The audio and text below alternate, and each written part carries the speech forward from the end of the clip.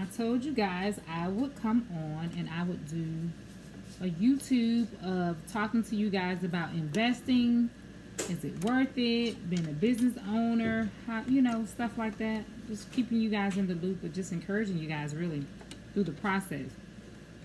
I'm gonna tell you guys, I'm gonna talk to y'all while I work. I kind of thought I was gonna be able to do it tonight, but I got a feeling that tonight when I get done with everything, I may not be no good. So I'm gonna do it while I'm up. I'm perky and I'm working. So I'm gonna hold on one second. I'm in the middle of doing a customizing out order, but I'll say this: I'm not gonna make this one long. I'll tell you guys this: in any business that you do, if you're dedicated to doing the business, you're gonna have to invest. I don't care what it is. If it's a sport you want to play, if it's anything that you ever want to grow in, if it's something you're gonna be doing longevity, you want some growth in it. Now, if you're doing it temporary for a hobby or you're doing it for fun, you really don't have to worry about putting too much effort in it. But I really believe, I really live by and I stand by that if you want something to work, you got to work it. Meaning you got to put in what you want to get out of it. It's not always going to go the way you want to go. It's not always going to be what you want to spend on it. I promise you. But one thing I've learned about business that I told my best friend one day, even when I was talking to her about investing, you can go any day from making $200, $300, $400 to up and above a day to spending that much. And it's like this: the first couple of years, like the first year or two, you're gonna build your business. Point blank period. I can't tell you how much you're not gonna I can't sit here and promise you that you ain't gonna get rich overnight. Nothing happens overnight. It's a process. And in the process you're gonna have to spend to make. You're going to have to spend to, be able to do things that they want you to do, to be able to present the things that they desire. You can't just stick with one niche. You may start off booming with one item. And if that works, then keep working it. But you're still going to have to do inventory to keep up that, that revenue of what clients going to want. Because you can go any day from customers wanting one item to 100 to 200 to 300 at a time. And you got to be ready to be able to fill that demand. So when I talk about investing, I talk about stuff like this, y'all. When I decided to cross over into doing shirts, transferring, and I'll let y'all see the shirt. This is, as you know, I have, my own clothing line, my own branding, whatever. Everything's going to be connected to something I do. Every day I wear something I make, whether it be a headpiece, a shirt, some pants, some socks. Every day you see me, you'll see something I wear. At least that's the plan. But I tell people like this: in your business, what's going to happen is it's going to be as big as you want it to be.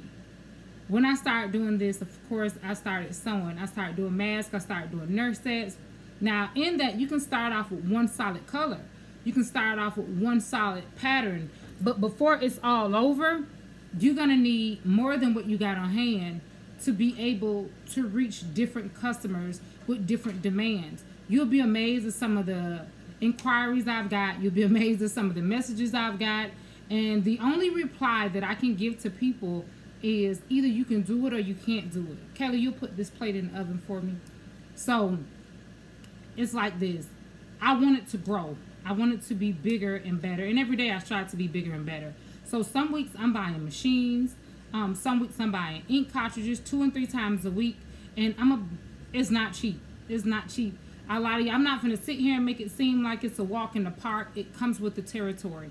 It's been times I walk out the store with $200-$300 just for ink cartridges, not including the fabric, not including this, not including that, but just ink alone, $200-$300, because you want to make sure that you're having everything you need on hand when needed.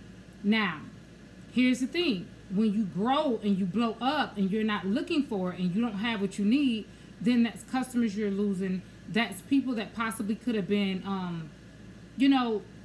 people that would have been purchasing, referrals, etc., etc. But if you can't do what you're putting out, if you only can meet that one customer, although that 1, 2, you're limiting yourself to the income. You're limiting yourself to what really can bless your business. When you're doing boutiques, all these different boutiques, I would say order at least 2 to 3 items per item.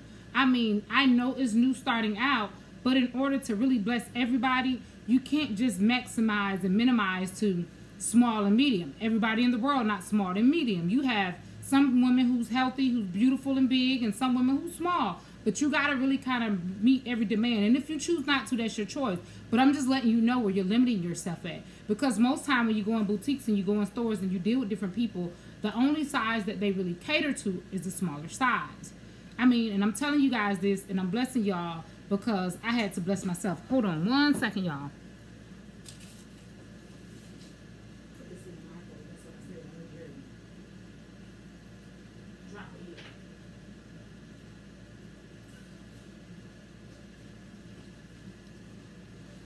Okay, I'm back.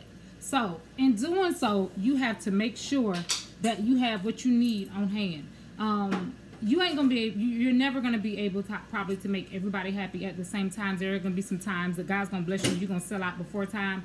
But all I'm saying that in order to catch everybody from every corner of the world and every corner of the business, you gotta cater to everybody. So it puts you in a box. If you only catering to smaller women, you kind of need to put that out there. You know, I'm just gonna be honest. Don't make it seem like you're a boutique that caters to everybody and you only keep ordering medium and large, because large is, to me, large is like a medium. I'm getting older and I'm not even the same size that I used to be. I used to can squeeze into a small real good.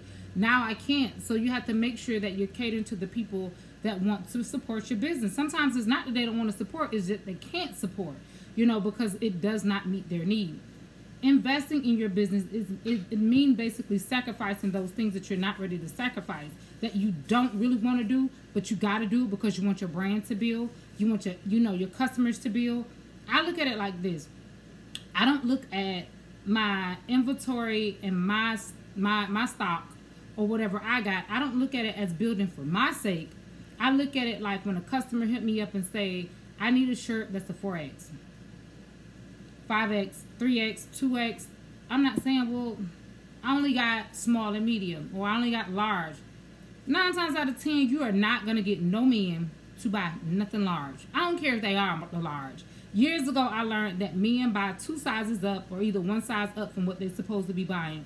The younger generation is buying the older generation size, so sometimes it's hard for them to find their size and things. So you got to make sure that you have what you need. Now, it's okay to sell out, like I say, but it's good to be able to stretch it and say, yes, I do cater to you. Even if things on back order, you order what you need. Sometimes you got to order more than you need to make sure that your brand is built. Another thing, packaging is important. Y'all, let me tell y'all, I've been battling with that. I've ordered several different packages and I haven't found something that I really, really like yet and I really want to spend a lot of money on, because here's my thing. I'm not going to lie to you. I'm not going to put a whole lot of money into a box when I need to put more money into the product inside of the box. Now, if you can buy the box or the shipping stuff for a lower cost and do your own little bedazzle to it, that would really bless your business. I just, I package my stuff and I try to do it neat, and I try to do it so customers can be like, look, she ain't trifling. But for me, it's kind of hard because when you're doing the cloth fabric hat sets, it's kind of hard to kind of fold them neatly and nice, and not get to the post office and they be like, well, this package is really, really bulky, so we're going to charge you extra for bulkiness. I didn't even know you get charged for that. So what I've learned, that really when the package is flatter, they charge less. And you wouldn't think so, but it goes by weight. And when something is flat out, it weighs less than being folded up. So you have to use your mind and your common sense to do things that work also for the business, because you don't want to cut costs in one place and then add costs in another place. You want to be smart because you don't want to bust your customers across the head with shipping. Now, we was on a discussion board the other day, and the lady was telling us we need to, she would advise us to charge free for shipping. And I'm just going to be on a business level honest. That can work for some people to charge and be free shipping and add it into the price. It does not work for me. I know y'all. I'm so real on so many levels. Like, I feel like, don't lie to me. Like, I know the item may be $12 and then you put $16 or $13 or $15 just to add the shipping in and say free shipping. I learned that game a long time ago. So for me, just tell me that it's shipping and I'll pay for it. But don't tell me it's $15. And then the reason I say that, because here's the thing. You may have one person buying this item and they may have one item, and then you got this person that's ordering 6 things. How do you charge a person with 6 things the same price you charge a person with 1 thing? It makes no sense. It's hard to kind of, you know what I'm saying? It's hard to kind of combine shipping into the price when the price can vary. And then a person say, well, how much did you spend? You know what I'm saying? So it's best for them to understand that they're paying for their shipping. That's just my opinion. You do what works for you. If doing free shipping works for you, do free shipping and add it into their cost. I like customers to know that you're responsible for your shipping. I'll make your item all day long. I sure ship it to you anywhere in the world, but you got to pay your own shipping. It's one thing for me. I'm really only charging you for the time and half of the product because I don't beat people across the head with pricing. But I am going to expect for you to pay for your shipping because my shipping for me, doing it for customers, can go anywhere from simple $5, $3 to $20 quickly. So you got to make sure that you do things that make sense. You got to make sure that you're appeasing to the customer. You got to make sure that the customer is happy. You got to make sure that you're not doing stuff that don't make any sense, that you're really trying to get over and you're trying to nickel and dime all the way. So at the end of the day, you still want to bless the customer. As a business, like I said, investing comes in so many different ways. It comes in a ways of inventory. It comes in a way of shipping. It comes in a way of how many things do you really offer in your business.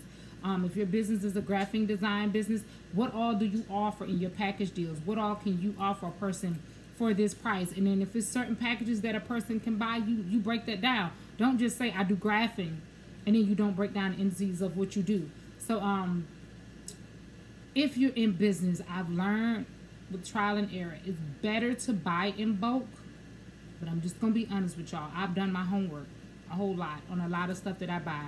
Sometimes it's cheaper to buy individual if you can find that person that's lowballing like the wholesalers, because wholesalers really want to give you a wholesale price if you buy over a certain amount.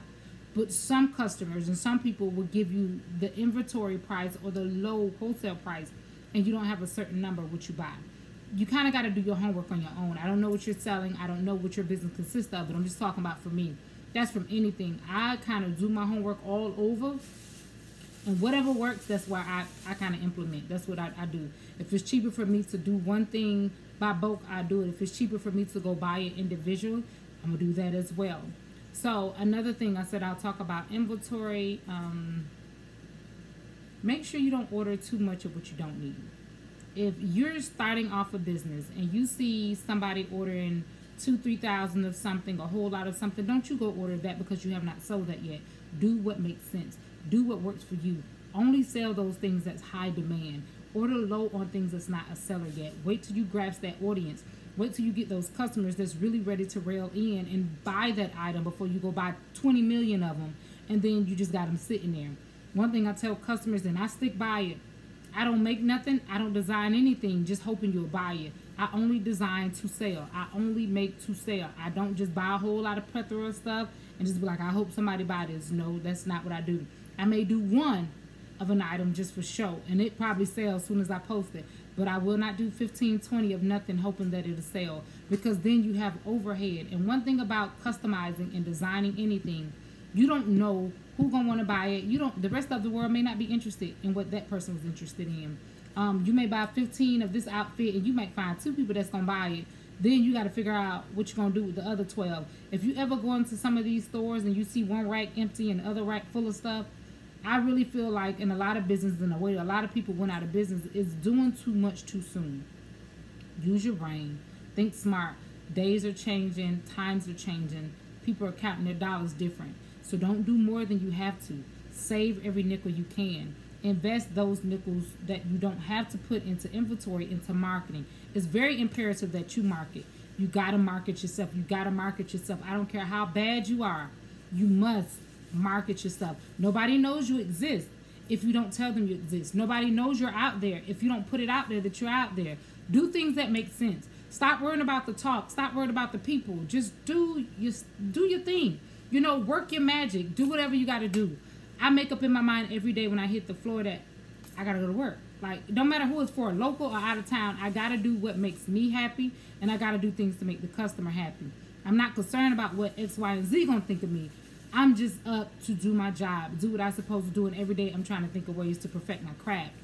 What ways can I invest and do something different than I did yesterday? Yesterday I may have been working on one thing, and today I may be working on something different. But you got to do things to invest in your business to build your brand. Your brand don't work like everybody else's brand. Remember that.